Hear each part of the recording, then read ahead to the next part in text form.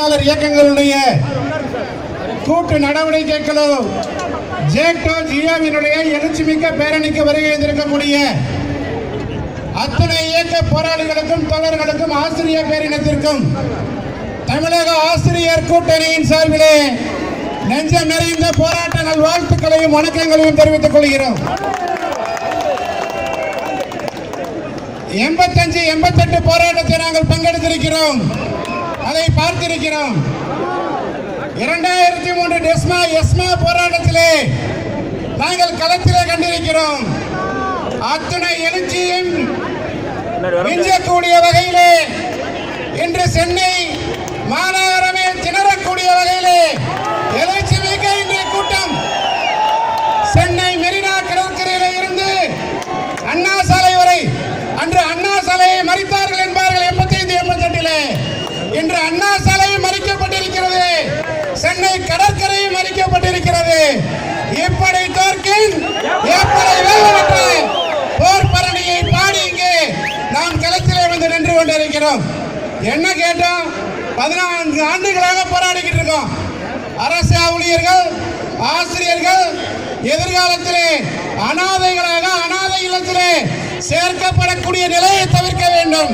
இந்த சிபிஎஸ் திட்டத்தை ரத்து செய்ய வேண்டும் என்று கேட்டுக்கொண்டிருக்கிறோம்.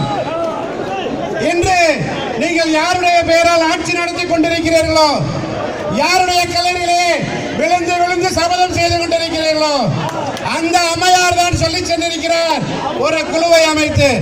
என்ன குழு? அந்த குழு ஏற்கனவே அந்த குழுவிலே சொல்லாமல் கொள்ளாமல் ஓடிப்போன தலைவர் சொன்னார், இது சிபிஎஸ் திட்டத்தை முறைப்படுத்தக்கூடிய குழு என்று. சிபிஎஸ் திட்டத்தை முறைப்படுத்தக்கூடிய குழு அல்ல, தமிழகத்திலே பழைய ஓய்வூதிய திட்டத்தை அமல்படுத்துவது சம்பந்தமாக ஆராய்வதற்காக அமைக்கப்பட்ட குழுதான் அந்த குழு. அந்த உங்களுடைய அம்மையார் சொல்லி சென்றிருக்கிறார், சட்டமன்றத்திலேயும் அதை அறிவித்திருக்கிறார். ஆக தமிழகத்திலே பழைய ஓய்வூதிய திட்டத்தை அமல்படுத்துவதற்கான அந்த குழு இன்று மீண்டும் மாற்றியமைக்கப்பட்டிருக்கிறது. தலைவர் எங்கு போனார், எப்பொழுது போனார்? 4 மாதங்களா காணவில்லை. இப்பொழுது ஒரு புதிய தலைவர் நியமிக்கப்பட்டிருக்கிறார். ஒரு பிரச்சனையை கிடைப்பிலே போட வேண்டும் என்றால் குழுவை போட வேண்டும் என்று இந்த அரசு எங்களை ஏமாற்ற பார்க்கிறது. ஆசிரியர்கள் அரசு ஏமாற மாட்டோம். களத்திலே நின்று போராடுவதற்கு நாங்கள் என்றைக்குமே தயாரானவர்கள். நாங்கள் 2வது கட்ட போராட்டமாக இந்த பேரணியை அறிவித்திருந்தோம்.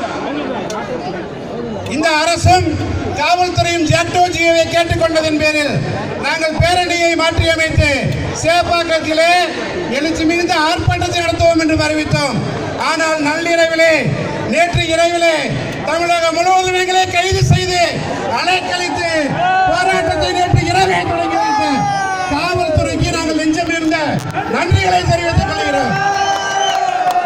தமிழகத்திலே இடைவெளி ஆசிரியர் ஊதியம் என்ன கேட்கிறோம் பாருங்க. தாளவாடி மலையில, சத்தியமங்கலம் அந்த காட்டுல, நீலகிரி ஏற்காட்டுல, கொடைக்கானல் உள்காட்டுல, சிங்கப்புலி வாழக்கூடிய காட்டிலே வனக்காவலர்களுக்கு அடுத்தபடியாக சென்று பணியாற்றக்கூடியவர்கள் இந்த இடைநிலை ஆசிரியர் பெறுவாங்க.